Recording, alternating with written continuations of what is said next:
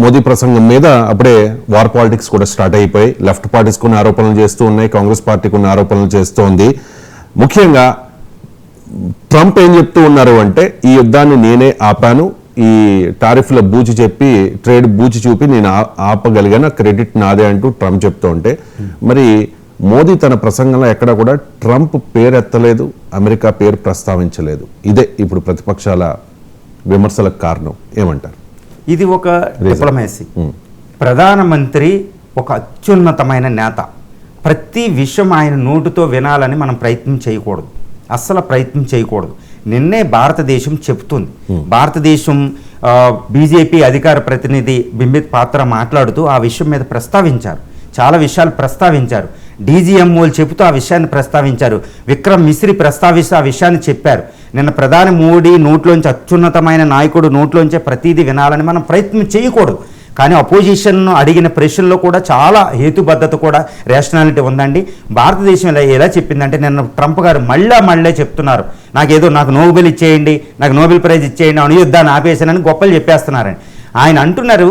నేను వాణిజ్యం అనే పేరు చెప్పి భయపెట్టాను. వాణిజ్యాన్ని విదేశాంగ విధానంలో ఇంత వాడుకున్న నాయకుడు లేడు, జో బైడెన్ వాళ్ళదని ఆయన ప్రస్తావించుకున్నాడు.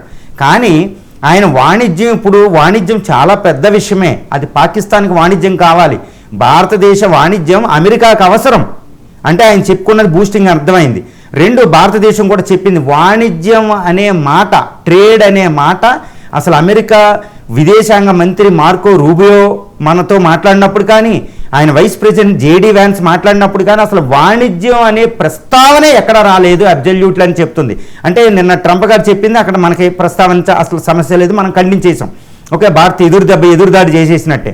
రెండు, ప్రధానమంత్రి గారు కూడా ఏ దేశ ప్రస్తావన చేయలేదు. ప్రధానమంత్రి గారు కూడా డైరెక్ట్గా ఒక మాట చెప్పారు, మనం చేసిన నాశనం చూసి, ఎయిర్ బేస్లు నాశనం చేసి, మన మిసైల్ పవర్లు అన్నీ చూసి ఇంకా మనం ఆ దేశాన్ని చంపేస్తామని భయమేసి వాళ్ళ డీజీఎంఓ మనకి ఫోన్ చేశారు. ఒక director general of military operations of Pakistan మనం ఫోన్ చేస్తే మనం అంగీకరించాం అంటూనే ఆయన చెప్పాడు. భారతదేశం నిన్న ఒక విషయం మర్చిపోకూడదు, మోడీ గారు చెప్పింది, బుద్ధ పూర్ణిమ 2569వ సంవత్సరం బుద్ధ పూర్ణిమ జరుపుకుంటున్నాం.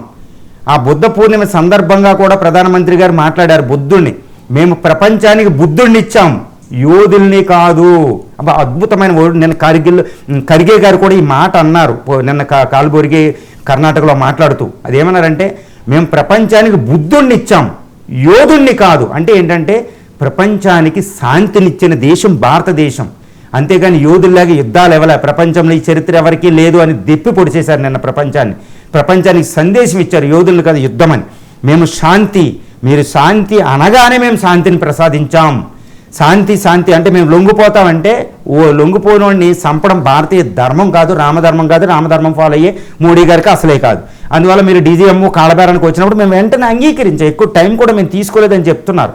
అంటే ఇక్కడ అమెరికా ప్రస్తావన ఇక్కడ ఉందని ప్రధాని చెప్పలేదు. అమెరికా మధ్యవర్తిత్వం కేవలం ఏదో మాట వరుసకి ఏదో ఉండుంటుంది కానీ జరగలేదని భారతదేశం చెప్తుంది. ఓన్లీ డీజీఎంఓలు మాట్లాడుకునే దీన్ని ద్వైపాక్షికంగా కాల్పుల విరమణ మళ్ళీ మాట్లాడుకుంటున్నారు, ఇగో హాట్ లైన్లో మాట్లాడుకుంటున్నారని భారతదేశం చెప్పింది.